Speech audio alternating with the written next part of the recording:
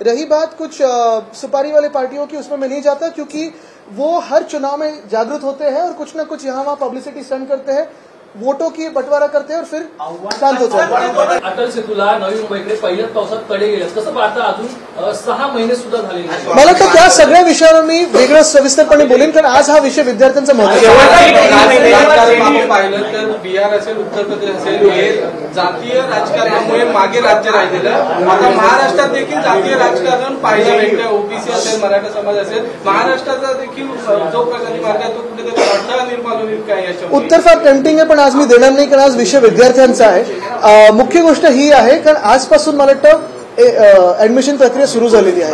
आम्ही ह्याच्यात राज्यपालांची पण भेट घेणार आहोत, कारण सरकारकडून काहीच अपेक्षा नाही।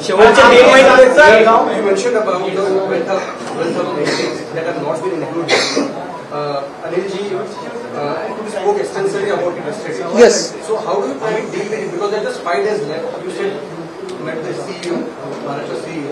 Then just 5 days left. How does that be? Yeah. They have whatever is been brought to their notice. They have taken due note of it, and we have told them also that hardly 4-5 days are left. On 26th, the elections polling will be taking place. So it is their duty when they have issued the supplementary and the names were excluded. It is their duty to check, and if the exclusion was proper as far as their contention, then they have to explain it that this because of this reason your form was rejected.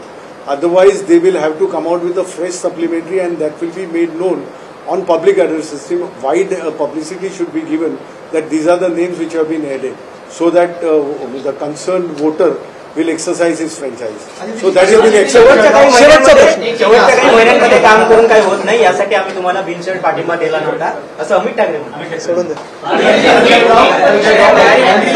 Police station stone painting कुठे?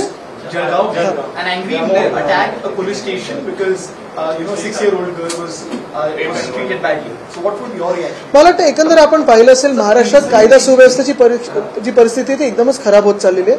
तरी देखील ह्या विषयावर मी थोडी माहिती घेऊन बोलीन, कारण मला माहिती नसताना त्याच्यावर बोलायचं नाही, थोडी अजून माहिती घेऊन मी बोलेन। मध्ये एक प्रश्न है कि भाजपा जो सहयोगी है एनडीए ईडीआईटी सीबीआई जेडीयू अच्छा मांग की नीट की परीक्षा पूरी तरह से रद्द की जाए, जो पेपर लीक बिहार से ही हुआ है, क्या मुझे लगता है कि उन्होंने काफी सारे मांगे की है। चुनाव के पहले जो मांगे की है, उसके बाद भी जो मांगे की है वो तो है ही, लेकिन मैं सिर्फ उनसे यही कहूंगा जो अनुभव के बोल है, स्पीकर का पद जो है वो एक तो जदयू के पास रखिए, नहीं तो टीडीपी के पास रखिए, नहीं तो आपको री इलेक्शन का भी मौका नहीं मिलेगा। आदित्य जी, नवी मुंबई से तस्वीर सामने आई है जहाँ पर एक बार फिर मराठी बनाम हिंदी की झड़प देखने मिल रही है। एमएनएस से कुछ करता है, जो दुकानदार को इसलिए पीट रहे हैं क्योंकि वो मराठी नहीं बोल रहा है। मुझे लगता है कि ये सारे विषय मैं बाद में लूंगा, क्योंकि आज जो विषय है विद्यार्थियों का है, एमएचसीईटी का विषय है, लाखों विद्यार्थी इसमें अफेक्टेड हैं और हम सरकार से जवाब अपेक्षित है हमें, क्योंकि ये एडमिशन प्रोसेस आज से शुरू होने जा रही है। रही बात कुछ सुपारी वाले पार्टियों की, उसमें मैं नहीं जाता क्योंकि वो हर चुनाव में जागृत होते हैं और कुछ ना कुछ यहाँ वहाँ पब्लिसिटी स्टंट करते हैं, वोटों की बंटवारा करते हैं और फिर शांत हो जाते हैं।